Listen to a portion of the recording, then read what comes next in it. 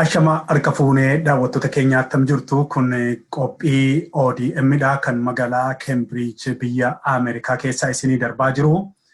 Oduu keenya ammaatiin sagalee hidhamtoota Oromoo yeroo ammaa kana hidhaa sirna Itoophiyaa keessa jiran irraa kallattiidhumaan dhaamsaa yeroo ammaa kana daqiiqaa muraasa dura dhufeen isin qaqqabsiisuu yaalaa.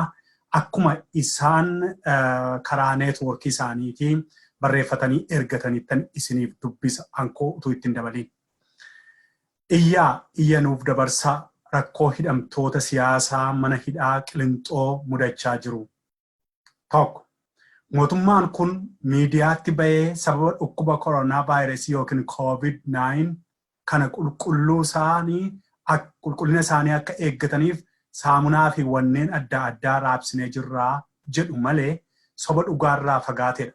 Mana hidhaa sana keessaa kanneen dhukkuba sammuu qaban kan waggaa guutuu uffataa fi qaama hin dhiqanne akka jiranii fi saamunaan sunuu hin argamne iyyuu malee osoma argame iyyuu kan hin dhiqanne waan jiruuf akka tasaa dhukkubni kun yeroo gale carraan hidhamtoonni hundinuu faalamuu bal'aadha.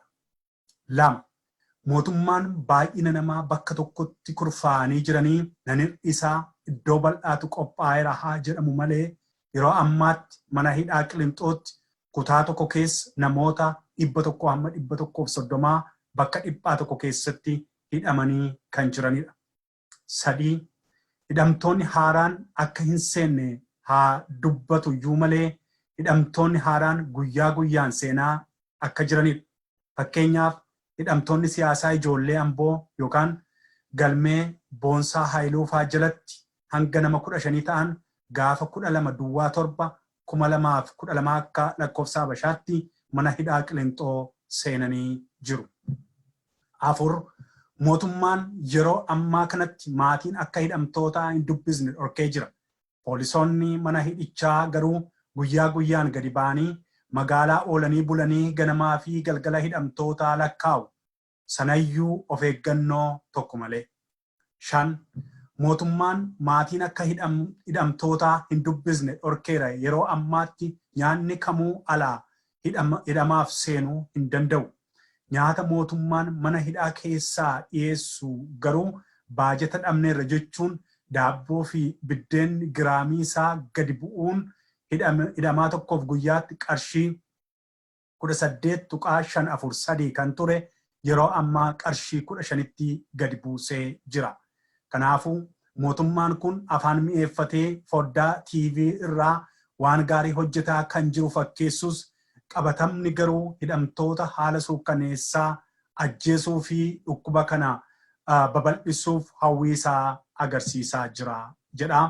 Ibsaa qabxii gurguddaa 5 qabu kanadha kan isaanii mana hidhaatii yookiin mana sirreessaatii ergatanii daawwattoota keenya.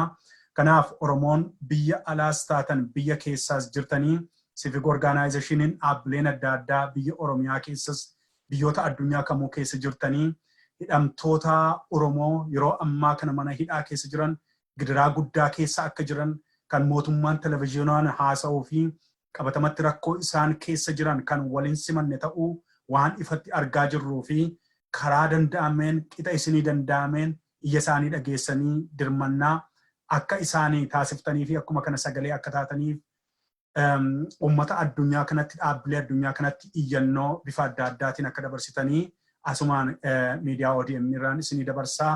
Hidhamtoota keenya biraa Waaqayyo haa dhaabatu jennaa. Walumaa galatti dhukkuba baraa kana kan yeroo ammaa kana guutuu addunyaan haasisaa jiru kan biyya amma nuyi keessa jiraannu kana keessatti hidhamtoota illee gadi lakkisanii gara qeetti dachaasaa jiran keessatti hidhamtoonni Oromoo iddoo tokkotti akka isaan miidhaman akka isaan dhumaniif jecha impaayirri sun isa dararsurrayyuu caalee kunoo yeroo ammaa kana keessatti egaa haala qabxii gurguddaa 5 isaan ergatan kana keessa akka isaan jiranidha.